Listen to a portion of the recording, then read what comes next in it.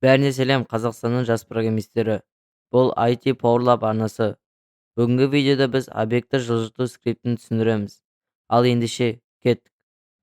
Using Unity Engine. Unity'дің ішіндегі барлық негізгі функцияларды қолдануға мүмкіндік береді. Мысалы, объектілермен жұмыс, трансформация, тағы да басқалары.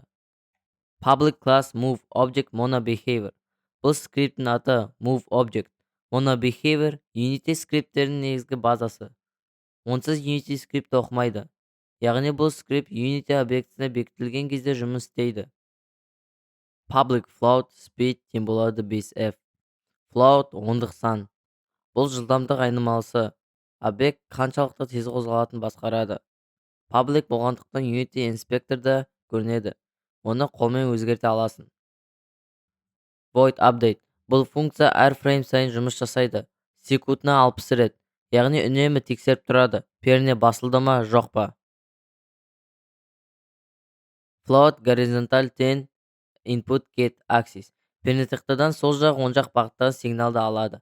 Егер ештеңе басылмаса 0, A басылса -1, D басылса +1.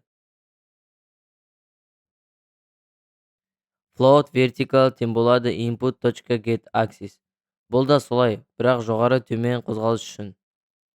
Vector 3 move тең new vector. Unity'де объектінің орны vector 3 арқылы беріледі. X, Y, Z.